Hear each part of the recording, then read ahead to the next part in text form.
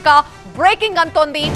తెలంగాణ అసలు సిసలైన పల్లె పోరుకు సిద్ధమవుతోంది. తొలి విడత పంచాయతీ ఎన్నికలకు సంబంధించి కాసేపట్లో నోటిఫికేషన్ కూడా విడుదల కాబోతోంది. ఇవాల్టి నుంచి ఎల్లుండి వరకు కూడా నామినేషన్లు స్వీకరిస్తారు.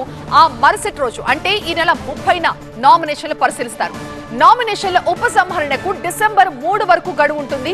డిసెంబర్ 11న తొలి విడతల్లో 189 మండలాల్లో 4236 గ్రామాలు 37,440 వార్డులకి ఎన్నికలు జరగనున్నాయి.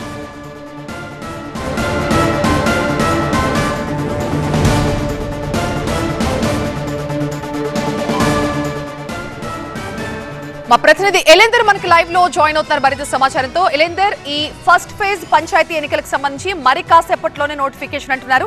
సో ఏ టైంకి నోటిఫికేషన్ విడుదల కాబోతోంది? రైట్, ఎగ్జాక్ట్గా 10:30కి ఎన్నికలకు సంబంధించినటువంటి అధికారులు జిల్లాల వారీగా నోటిఫికేషన్లో భాగంగా నోటీస్ను సర్వ్ చేస్తారు. దాని తర్వాత ఎన్నికల సిబ్బంది రిటర్నింగ్ ఆఫీసర్లు ఎవరైతే ఉంటారో వాళ్ళంతా కూడా నామినేషన్లు అభ్యర్థులు ఎవరైతే సర్పంచ్కి వార్డు మెంబర్లకి పోటీ చేయాలనుకుంటున్నారో వాళ్ళ నామినేషన్లను స్వీకరించేందుకు సిద్ధమవుతున్నారు. దీనికి సంబంధించి ఇప్పటికే ప్రిపరేషన్ వర్క్ అంతా కూడా కంప్లీట్ అయిపోయింది.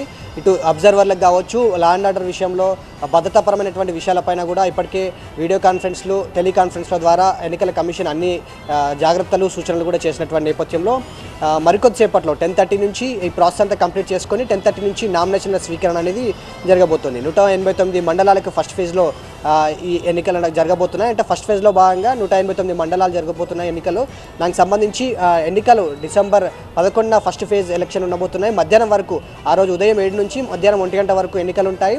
2 గంటల నుంచి కౌంటింగ్ ఉంటుంది. కౌంటింగ్ తర్వాత ఫస్ట్ ఫేజ్ రిజల్ట్స్ కూడా అనౌన్స్ చేసేస్తారు. దాని తర్వాత సెకండ్ సంబంధించినటువంటి ప్రక్రియ ఉంటుంది. అంటే ఈ రోజు నుంచి ఎల్లుండి వరకు, అంటే 3 రోజుల పాటు నామినేషన్ల స్వీకరణ ఉంటుంది. 30వ తారీఖు స్క్రూటినీ చేసిన తర్వాత విత్డ్రా చేసుకునే అవకాశం 3వ తారీఖు వరకు ఉంటుంది. ఆ 3వ తారీఖు మధ్యాహ్నం వరకు విత్డ్రా చేసుకుంటే 3వ తారీఖు మధ్యాహ్నం తర్వాత, డిసెంబర్ 3వ తారీఖు మధ్యాహ్నం తర్వాత అభ్యర్థులు ఎవరెవరు పోటీల్లో ఉన్నారు అనే అంశాలకు సంబంధించి కూడా వాళ్ళు క్యాండిడేట్ లిస్టును ప్రకటిస్తారు. ఆ తర్వాత కరెక్ట్ గ్యాప్, వారం రోజుల గ్యాప్ మాత్రమే ఉంటుంది. ఆ వారం గ్యాప్లో ప్రచారం చేసుకోవడానికి అవకాశం ఉంటుంది అభ్యర్థులకి. డిసెంబర్ 11న యాజ్ ఈజ్గా ఎన్నిక అయితే ఉంటుంది. సో 2019లో ఎన్నికలు, సర్పంచ్ ఎన్నికలు జరిగాయి, లోకల్లో ఫైట్ జరిగింది. ఆ తర్వాత 2024 వరకు కూడా వాళ్ళ పదవీకాలం ఫిబ్రవరిలో ముగిసిన తర్వాత 2024 ఫిబ్రవరి నుంచి ఇప్పటి వరకు కూడా స్పెషల్ ఆఫీసర్స్తోనే గ్రామ పంచాయతీల పాలన అనేది జరుగుతుంది. సో 2019 ఎన్నికల తర్వాత లోకల్ ఫైట్ ఇప్పుడే స్టార్ట్ అయింది అనుకోవచ్చు.